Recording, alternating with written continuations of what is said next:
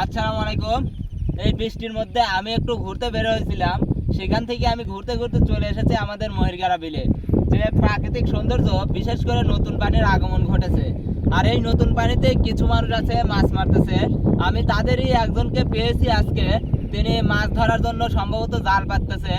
আমি এখন দেখবো, তার সাথে কথা বলে যে তার মাছের পরিমাণ কি রকম হয়, তিনি কি পরিমাণের মাছ ধরতে পারেন। ভিডিওটা দেখতে থাকুন এবং আমার সাথে থাকুন। সবাই মাছ কি পরিমাণ মারে তার কাছ থেকে আমরা শুনে আপনাদেরকে জানাবো।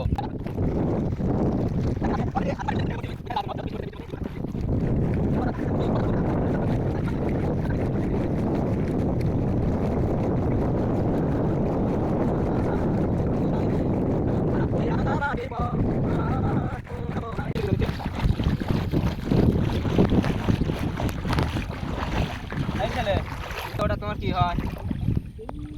হ্যাঁ, এদিকে তাকাও। এই, তোমার নাম কি? তোমার নাম বলতে পারো না? রাব্বি।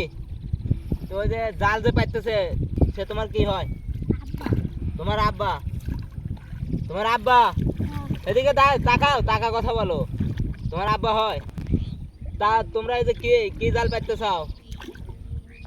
হ্যাঁ, তোমার বাবা সব বলতে পারবে?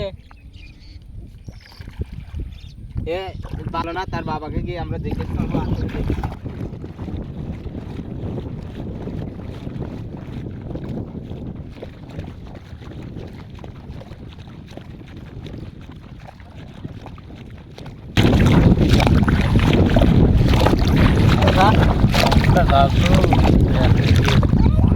এই জাল দিয়ে কি মাছ মারেন?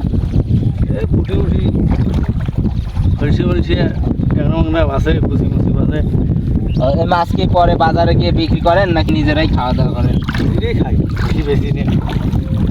মানে যখন অনেক হয় তখন বিক্রি করেন? এই জাল আপনি কত বছর ধরে কিনছেন? জাল হলো 3 বছর কাজ। একটা জাল কত বছর যা পর্যন্ত যায়? ঠিক নেই, কাঁকড়া মাকড়া কাটি মানে 1 বছরও শেষ হওয়া যায়, আবার 2 বছর খসিলে খসলে কি কোনো সমস্যা হয় জালের? সমস্যা তো হয় না। তাহলে এই যে আপনি যে জালটা যে ওই দিক দিয়ে এনে যে আবার এইদিকে এরকম যে ব্যাগায় দিলেন, এটাতে কোনো সমস্যা হবে না? তাতে দিয়ে কি বলেন, এই জাল তো এদিকে গেল, এখন যদি মাছ না বাজে তখন কি করবেন? যদি না বাজে, আমি বলতেছি না যে বাজবে না, যদি না বাজে তখন কি করবেন? তখন কি করবো আর না বাজে জাল গোছালে পাচ্ছে মানে। তখন তো আপনি তো আর খাওয়ার মাছও তো পেলেন না, তাহলে তখন আপনি খাইবেন কি? আপনার সংসারই তো চলে মাছের উপরে।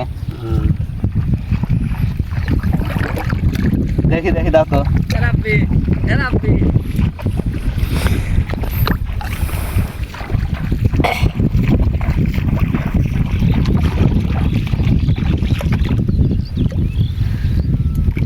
আচ্ছা, আপনি কি এই এক গাছ জালি পাতলেন নাকি আরো আছে? আছে, আরেক গাছ আছে। আরেক গাছ আছে। আপনার বাসা কোথায়? এই যে যে গ্রামটা দেখা যাচ্ছে, এই গ্রামে নাকি ওই গ্রামে? বনগ্রাম বাসা। বনগ্রাম।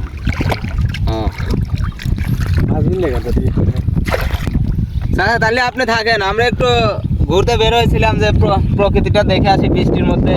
যেহেতু আমরা ঘরে থেকে বের হতে পারতেছি না, আজকে 12-13 দিন হলো বৃষ্টি। আমরা এখন চলে যাচ্ছি।